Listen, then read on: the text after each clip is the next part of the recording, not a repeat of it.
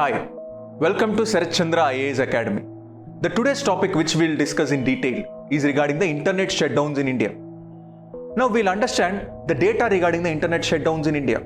We'll also understand the provisions that will make the internet shutdowns a reality. And third point we'll try to understand is the pros of internet shutdown, why the government is talking about internet shutdown. Fourth, we'll also talk about the cons of internet shutdown, why there are concerns regarding the internet shutdown.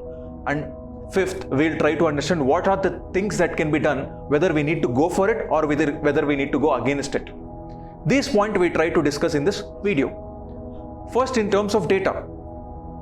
According to the internet shutdown tracker which has been given by the Software Freedom House of India, this has mentioned that in 2024 there were more than 60 internet shutdowns in India, which is very less compared to the last 8 years.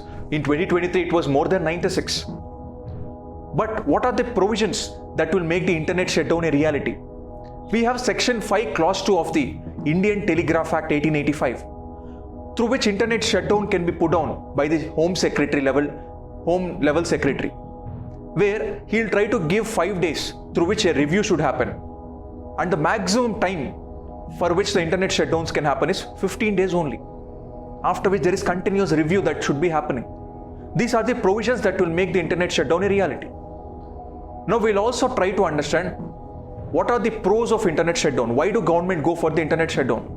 The first reason, during a conflict, there is more amount of disinformation or misinformation that will be going on in social media that can be targeted towards a community. That's why they'll go for internet shutdown. And law and order being a state subject, it should be protected by the states. That's why they'll go for internet shutdown. The third reason being the security of the state should be protected from the conflicts. That's why they'll go for the internet shutdown. But there are few concerns that has been raised, controversies that has been raised regarding the internet shutdown or ban on the internet. What is the concerns for it? The first concern, according to so many Supreme Court judgments, the right to internet has been part of Article 19 Clause 1 Clause A, which is right to freedom of speech and expression. Article 19 Clause 1 Clause G, which talks about right to freedom of trade and profession. And Article 21, which talks about the right to life, is also dependent on internet. According to the first case, called the Raj Narayan case in 1995, this has talked about it is part of Article 19 Clause 1 Clause A.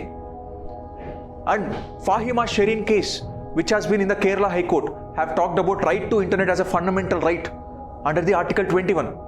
And Anuradha Basin case in 2020 have clearly discussed that right to internet has been part of Article 19 Clause 1 Clause A and Article 19 Clause 1 Clause G.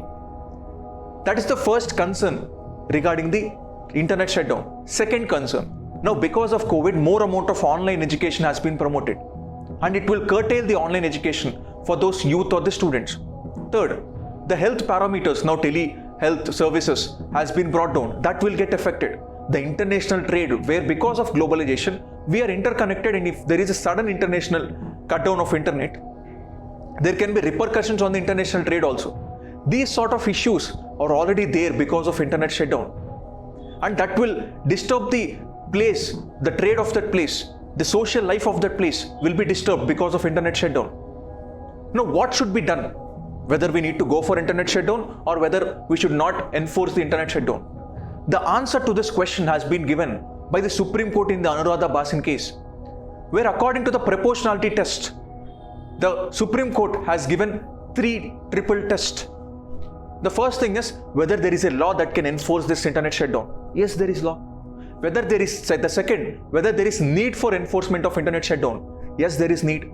Third, whether there is an alternate option available for the internet shutdown. Yes, if there is an alternate option, don't go for the internet shutdown. If this triple test has been passed, yes, you can go for internet shutdown. If this triple test has not been passed, don't go for the internet shutdown. Because internet has become just like the air, just like the water in the economy. So that's how essential it has become.